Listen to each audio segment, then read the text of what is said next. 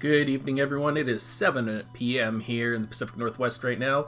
Another rainy day, and I hope all of you are enjoying your time getting home from work and having a good day, because I'm doing pretty good myself here. You probably guessed by clicking on this already, but we are going to be going in an in-depth review of Shadowlynx.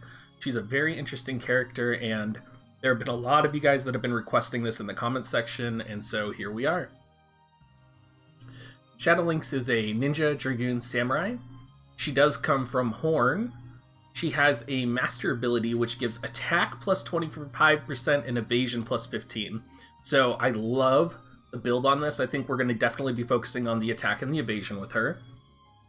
She gets a Shadow Ninja Blade as her TMR, which gives HP plus 102, attack plus 82, agility plus 4, and critical hit plus 13.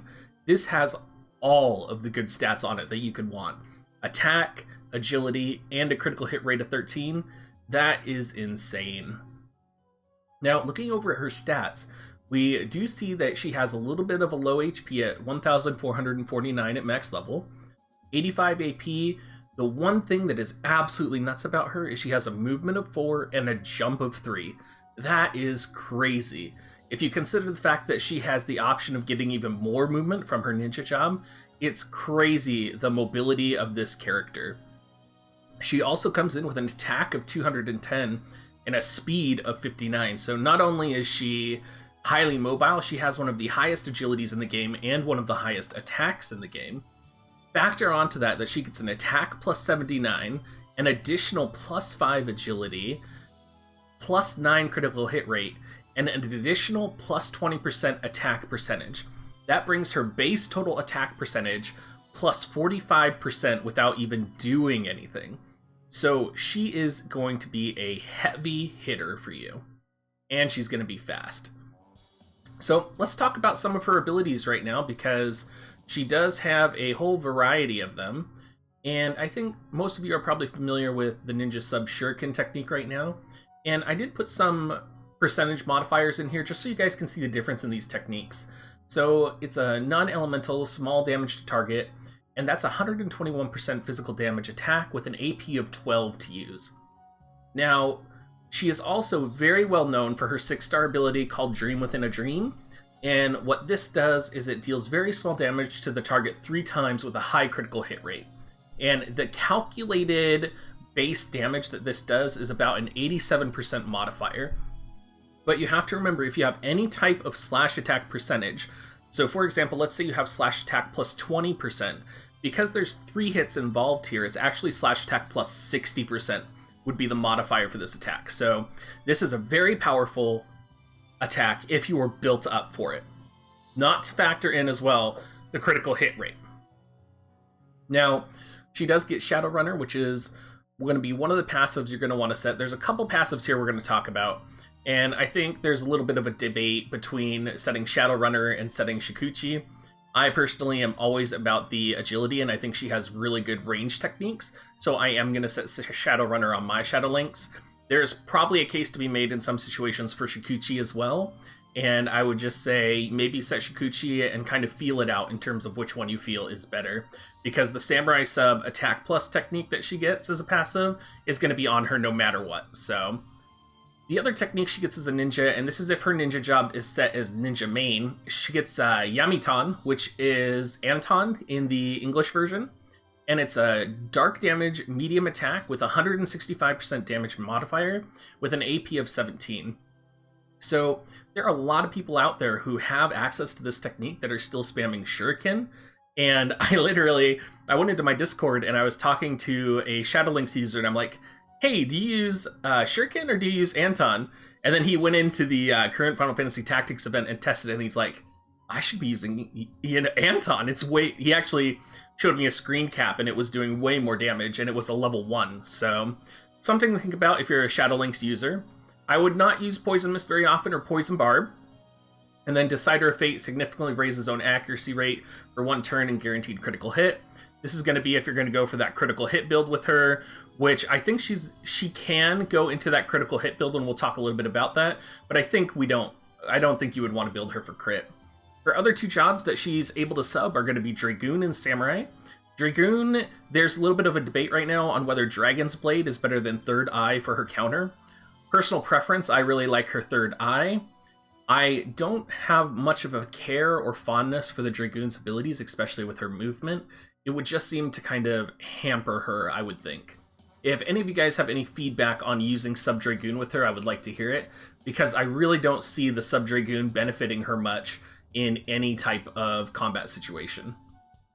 Now for Samurai, of course, you have Meditation, which raises the Bravery, you have Hien, you have Devotion, which raises your own attack and critical hit rate. Now Blade Soul, of course you're going to want to set this. It raises attack and lowers evasion rate and lowers defense. This is incredible. It's a huge modifier. You're going to want to use this. Hayate, you probably won't use much because you're going to have so much movement as a character anyway. Illusion, you're probably not going to use that as well. Third Eye, definitely set.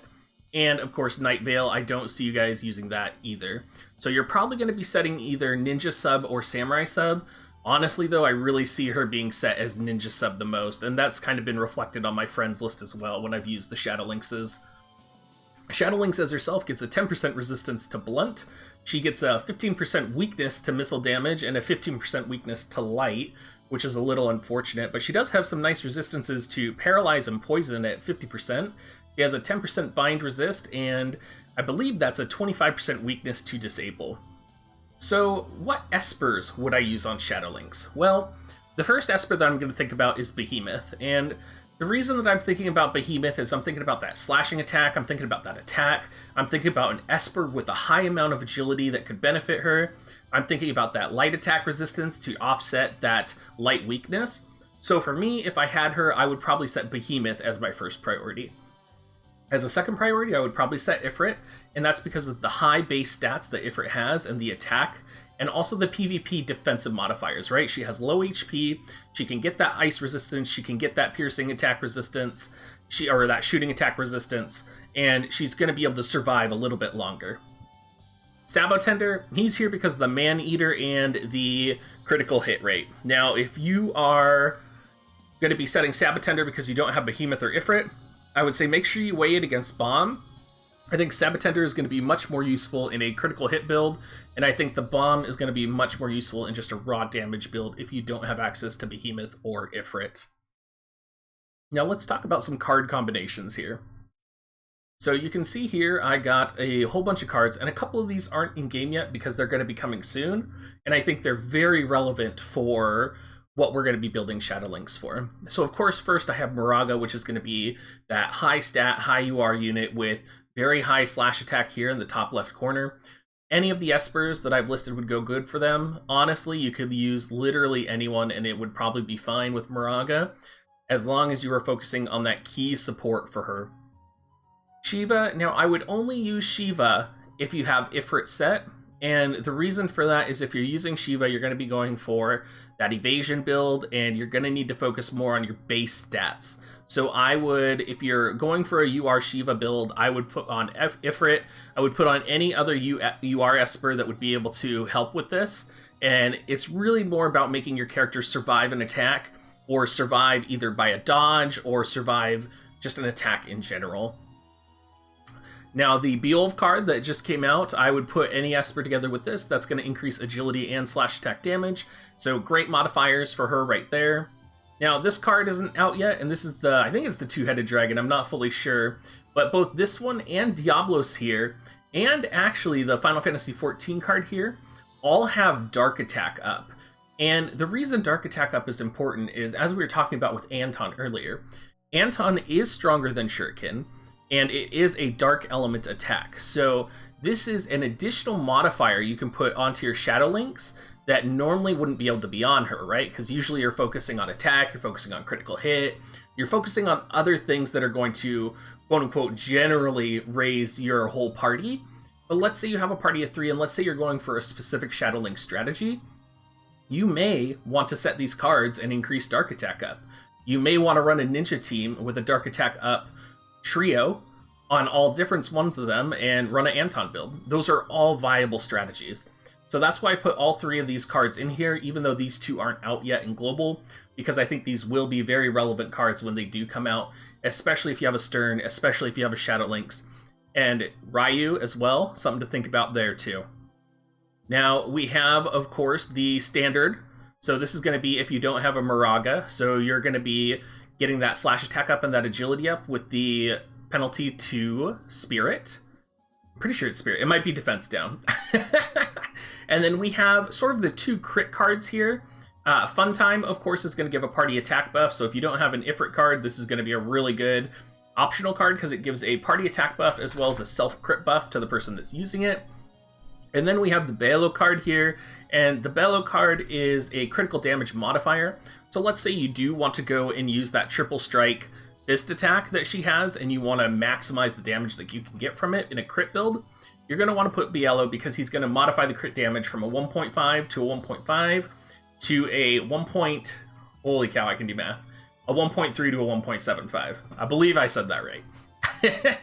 And then, of course, the final is the Horncastle Bulls. This is the highest single target attack raising card that we have. A great card to set with her and on any offensive character. And of course, I would use any of the Espers with that as well. All right, you guys, thanks so much for tuning in. And well, I just sneezed. I hope y'all are having a good rest of your day. And please make sure to leave something down in the comment section. I do try my best to respond. And make sure you check us out on stream. We're going to be going most of the night tonight.